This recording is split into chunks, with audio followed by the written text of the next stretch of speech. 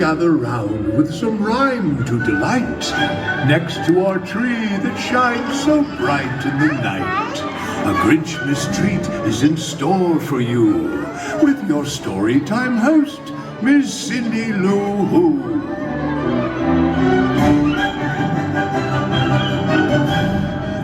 Hello, my Who friends, the big and the small. I'm Cindy Lou Who, only 5 feet tall. Today, I'm gonna read a story that's quite known to you about a guy whose heart never quite grew. So come, sit very close. I know I'll have fun. Does anyone know the name of the mean old one? I bet you do. This one's a saint. He's mean, he's green, and we call him the Grinch. That's right. This is my favorite book that I like to read to my class at school. It's called How the Grinch Stole Christmas by Dr. Seuss. Every Whodone in Whoville liked Christmas a lot. But the Grinch, who lived just north of Whoville, did not. The Grinch hated Christmas, the whole Christmas season. Now, please don't ask why. No one quite knows the reason. It could be that his head wasn't screwed on just right. Or it could be, perhaps, that his shoes were too tight. But I think that the most likely reason of all may have been that his heart was 2 sizes too small. For he nor who down in Whoville beneath was busy now hanging a mistletoe wreath. And they're hanging their stockings. He snarled with a sneer. Tomorrow is Christmas. It's practically here. Then he growled with his Grinch fingers, nervously drumming. I must find a way to stop Christmas from coming. Then he got an idea, an awful idea. The Grinch got a wonderful, awful idea. I know just what to do. The Grinch laughed in his throat. They made a quick Santa Claus hat and a coat, and he chuckled and chuckled. What a great Grinchy trick. With this coat and this hat, I look just like St. Nick. All I need is a reindeer. The Grinch looked around, but since reindeer were scarce, there were none to be found. Did that stop the old Grinch? No, the Grinch simply said, If I can't find a reindeer, I'll make one instead. so he called his dog Max, Max! and he took some red thread, and he tied a big horn on the top of his head. Then he loaded some bags and some old empty sacks on a ramshackle sleigh, and he hitched up old Max. And the Grinch said, "Good," and the sleigh started down towards the homes where the Who's lay a snooze in their town.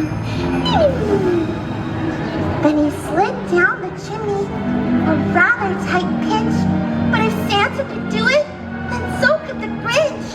Then he slithered and slunk, with a smile most unpleasant, around the whole room, and he took every present. Pop guns and bicycles, roller skates, drums, checkerboards, tricycles, popcorn and plums. He cleaned out the icebox as quick as a flash.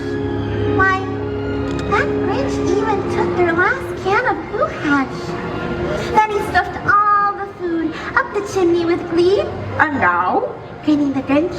I will stuff up the tree. Then he did the same thing to the other Who houses, leaving crumbs much too small for the other Who mouses. It was 1/4 dawn, all the Who's still abed, all the Who's still a snooze, when he packed up his sled. 3,000 feet up the side of Mount Crumpet, he rode with his load to the tip-top to dump it. Pooh, pooh to the Who's. He was riciously humming. They're finding out now that no Christmas is coming. They're just freaking out. I know just what they'll do. Their mouths will hang open a minute or two. Then all the Who's in Whoville will all cry. Boo-hoo! That's a noise Grinning the Grinch. that I simply must hear. He paused, and Mr. Grinch put a hand to his ear. Do you hear it? And he did hear a sound rising over the snow. It started in low, then it started to grow. But the sound was wasn't sad, why the sound sounded glad. Every Who down in Whoville, the tall and the small, was singing without any presents at all. He hadn't stopped Christmas from coming. It came! Somehow or other, it came just the same. And the Grinch, with his Grinch feet, eyes cold in the snow, stood puzzling and puzzling. How could it be so? It came without ribbons. It came without tags. It came without packages, boxes, or bags. Then he puzzled and puzzled till his puzzle was sore. Then the Grinch thought of something he hadn't before. Maybe Christmas He thought, doesn't come from a store.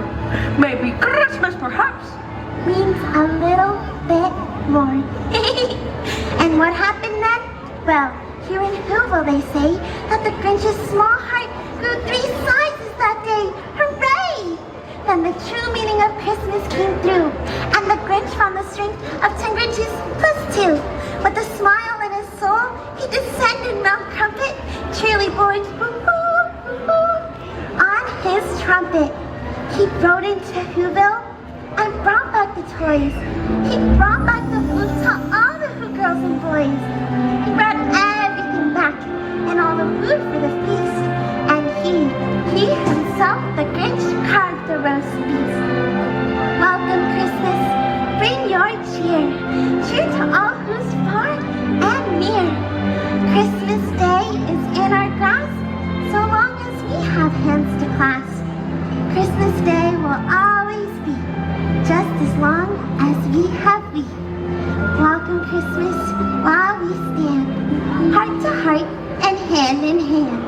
How the Grinch Stole Christmas by Dr. Seuss.